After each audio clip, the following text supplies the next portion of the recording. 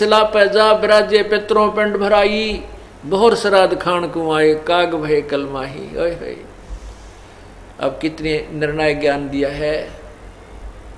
क्या कहते हैं, रे भोली सी दुनिया गुरु बिन कैसे सरिया। अरे भोली सी दुनिया गुरु बिन कैसे सरिया। क्या बताते हैं, अपने लला के बाल उतरवावे देखो कैंची ना लग जइया। एक बकरी का बच्चा लेके उसका गला कटैया। रे भोली सी दुनिया गुरु बिन कैसे सरिया। रे भोली सी दुनिया गुरु बिन कैसे सरिया। कच्चा कच्चा पाका भोजन बना के माता धोकने गईया। उस माता ऊपर कुत्ता मुते वो क्यों ना मर गईया। रे भोली सी दुनिया गुरु बिन कैसे सरिया। अरे भोली सी दुनिया गुरु बिन कैसे सरिया। फिर क्या बताते हैं,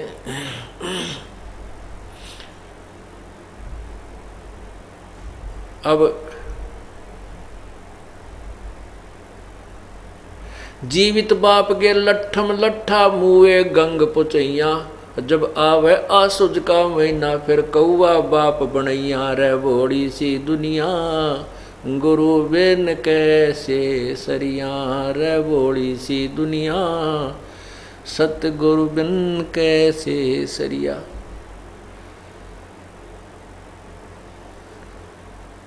क्या बताते हैं कि ये आन उपासना में आते हैं। ये कौन कौन से, माई मसाणी सेठ शीतला भैरो भूत हनुमंत। साहेब से नारा रहे जो इनको पूजंत। माई मसाणी सेठ शीतला और भैरो भूत हनुमंत उस परमात्मा से दूर रहेगा जो इनकी पूजा करता है, जो इनको पूजंत। गुड़गांव वाली माता पे जाते हैं, खासकर यहाँ हरियाणा के लोगों में ज़्यादा प्रचलित है गुड़गांव वाली माता। या वैसे भी जहाँ आस पास में किता अपना जुगाड़ जोड़ रखे बका रखे हैं वहाँ भी जाते हैं। क्या बताते हैं परमात्मा, देखो कैसे गुमराह कर दिया इन नकली गुरुओं ने।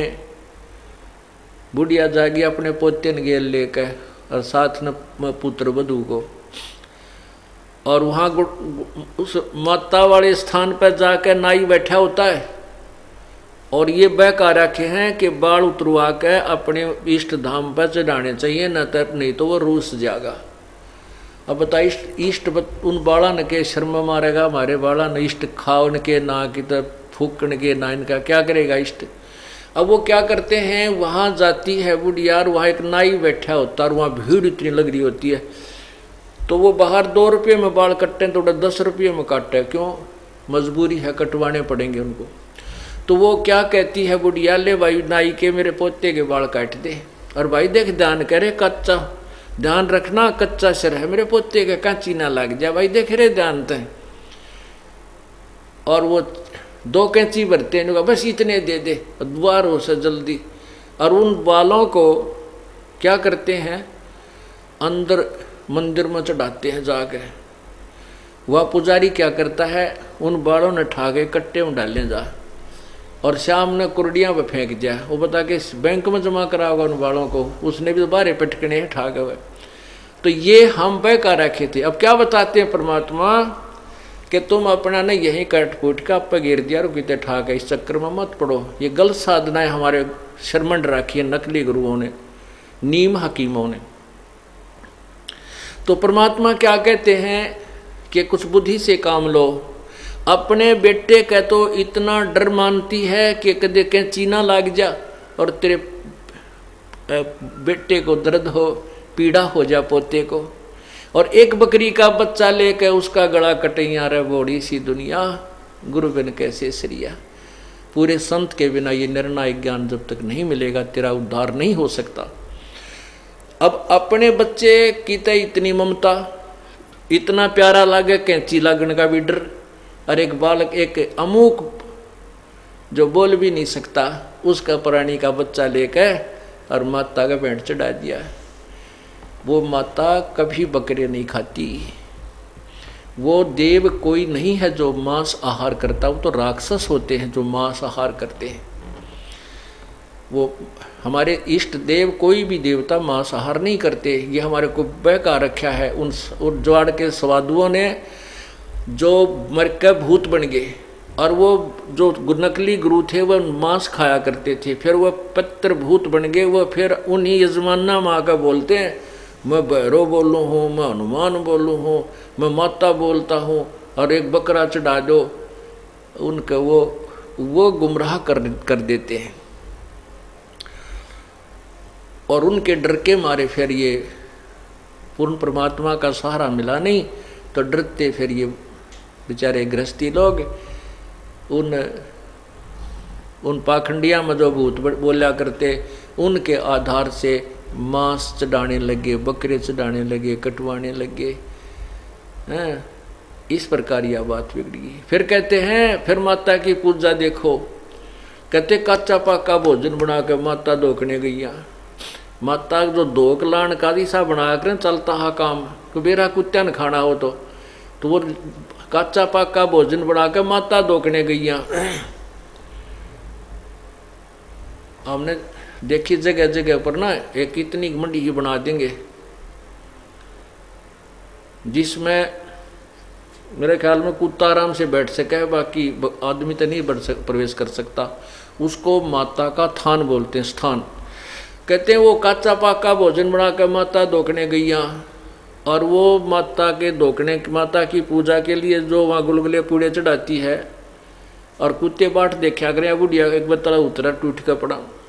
वो माता नहीं खान पाती, वो कुत्ते खाते हैं। और खा के उस कुत्ते उस माता के आहार को, और चलते समय फिर उसके ऊपर बाथरूम करते हैं, पेशाब करके चलना, उस माता की चोटी में धार मारे। तो परमात्मा कहते हैं अगर वो शक्ति है तेरी माता में, कुत्ते की टांग क्यों ना तोड़ दी, कुत्ता क्यों ना मर गया, या मार देती इसको। न कर बोली सी दुनिया, कच्चा पक्का भोजन बना के माता धोकने गई, और माता ऊपर कुत्ता मुत्ता, वो क्यों ना मर गई। तेरी घिघी बंदरी है माता के दुखी कर दे, और इस कुत्ते को ना मारती। वाह। फिर क्या बताते हैं कि जीवित बाप के लट्ठम लट्ठा, और मरने के बाद उसने गंगा में पहुंचाने जाता उसकी अस्थियों को। अब परमात्मा ये बताना चाहते हैं कि जब तेरे पिताजी जीवित हैं, माताजी जीवित थे, तो उनकी सेवा करनी चाहिए थी, उनको प्यार देना चाहिए था, जिसके उद्देश्य से उन्होंने पुत्र की परवरिश की थी। अब जीव है जब तो पिता गेला लट्ठम लट्ठा झगड़ा ठानता रहता है, और मरने के बाद उन आड्डा न ठा कर गंगा में गिरने जाता है। और उस गंगा में गिरने से क्यों डाल कर आते हैं कि तेरे पिता की गति हो जाएगी, मोक्ष हो जाएगा। अब ध्यान से सुनना, ये मोक्ष कहाँ से होने लगा था, कहाँ मोक्ष जाकर छोड़ते हैं ये लोग हमारा, कित मोक्ष करावें। अब एक भक्त नाम ले रहा था, नाम ले रखा था उसने, और उसको मना किया हुआ था भी ना, तो ये फूल फाल ठाने हैं जो कहते हैं ना, अस्थियां उठाकर गंगा में गेर कानी नहीं। अगर उस स्थान को खाली करना आवश्यक है तो उसने उन अस्थियों को, राख को उठाकर नियर बाई को रिवर नहर चलती है, दरिया है, चलते पानी में वो आप पर डाल दियो। कोई किसी की सहयोग की आवश्यकता नहीं, किसी गुरु पीर की। और मान लीजिए आसपास नहर भी उपलब्ध नहीं है, तो उनको खड्डा खोद के अपने कितने भी खेत में, आंगन में, घर में उड़े डाल दिए। जो सोचो भाई कितना नादर ना हो हमारे पिता की अस्थियों का, अच्छी बात है। अगर आपके अंदर ये श्रद्धा है तो उन्हें उड़े गाड़ दे कि माटी में ढूंगा 5-7 फुट 5-4 फुट खोद के उस इतनी राख बना कर उसने वहाँ डाल दो, या किसी नहर में डालिए। वहाँ उन ठगों के पास मत जाइए जो आपको गुमराह करते हैं। तेरे पिता की गति गंगा में आने से होगी, यहाँ पर इसकी अस्थियाँ पहुँचाने में होगी। ये गलत है, ऐसा कुछ नहीं है। वो एक भक्त जैसे हमारा नाम लेते हैं तो हम उनको ये मर्यादा भी बताते हैं कि ये नियम पालन करना है। तो वो भक्त कहता जी मैं वैसे समाज के लिहाज से डर से समाज के जो है ना दबाव में आकर के मेरा चाचा मर गया, मतलब अलग तो हो रहे थे हमें, लेकिन उसके साथ मैंने जाना पड़ गया। वो अस्थि गिरन गए थे गंगा में, तो वहाँ एक पांडा पाया। उस पांडे ने अपनी जन्म हिस्ट्री का डी इतनी बड़ी बई और नो पलट कहने बोला कौन से गांव ताए हो, कुछ गांव ताए हम। अच्छा, तो ने बोला बहुत दिन माए जजमान तुम तो वो लड़का जो हमारा उपदेशी था उसका एकदम धक्का हला गया कि ये दुश्मन तेन सोचा हम रोज मरा। न्यू क्या बहुत दिन माए जजमान तुम तो कह, यानी तू कोई दादा मरा था उसके बाद ही नंबर आया यहाँ तुम्हारा आने का। वो कहने लगा जी उस दिन के बाद मेरा कति मन खट्टा हो गया कि वहाँ तक भूल के नहीं जाना, अब कद गलती बनी सो बनी कि ये तुम्हारे कसौड़ और मनावे है, ये हमारे मरने की बाट देखें, मरे तोड़े तोड़े अमावा इन्हें 100 रुपये 200 रुपये प्राप्त हों इनकी पूजा के। अब पहले तो प्रथम गति तो यह है कि उसके अस्थि वहाँ डाल कर उसकी गति हो जाएगी। नंबर 2 गति मोक्ष कराने के लिए 13 मी करो, पंडित जी बुलाओ और फिर वो पंडित जी पाठ पूठ हवन हवन करके फिर आप खा पी के छक के और फिर कहें कि इसका महीना बनाओ, फिर 6 माही करो, फिर वर्षी करो और वर्षी के बाद फिर शुरू हो जाओ क्या इसके श्राद्ध निकालो। श्राद्ध किस लिए कि इसकी गति करवानी है और श्राद्ध निकालने के बाद फिर कहते हैं इसका पिंड भरवाओ। पिंड भरवाने से क्या होगा कि इसका मोक्ष हो जाएगा। वो तेरा गजब हो। अब श्राद्ध निकालते हैं तो श्राद्ध का जो आहार वो जो गुरुजी होता है वो क्या करता है कि कुछ आहार उठा के ऊपर रख देता है छत पर और कहता है देखो वो कौवा आ गया। अब श्राद्ध के दिन हम तो कौवे तो वैसे भी ध्यान रखा करें कहाँ कुछ खाने की मिल जाए, वो तो अंगित खा जाया करें, घर में बढ़कर रसोई में जाकर मार जाए सोच अनु सरियाम ऊपर रख दे कौवे टूट के पड़ा करें। तो कौवा आते ही वो खाता है तो गुरुजी कहता देख तेरा पिताजी को भोग लग गया और हो सकता है तेरा पिताजी कौवा बन गया हो।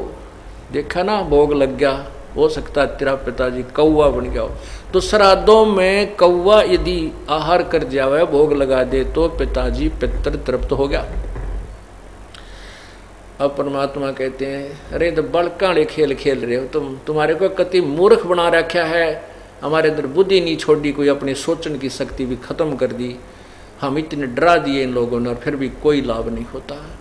कहते हैं जीवित बाप के लट्ठम लट्ठा मुए गंग पुचैया, जब आया आसुज का महीना वो कौवा बाप बनाया रे वोड़ी सी दुनिया, गुरु बिन कैसे है सरिया।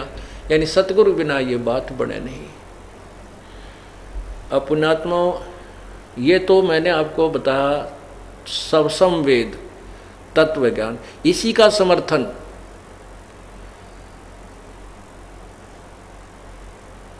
अपने पवित्र पुराण भी दे रहे हैं, जिन पुराणों के आधार पर हम श्राद्ध निकालते हैं। अभी आपको विष्णु पुराण में एक ऐसा अनमोल ज्ञान दिखाता हूँ, आप गदगद हो जाओगे। रस सचमुच हम तक कतिये पागल मूर्ख बना रखे थे अनजान लोगों ने।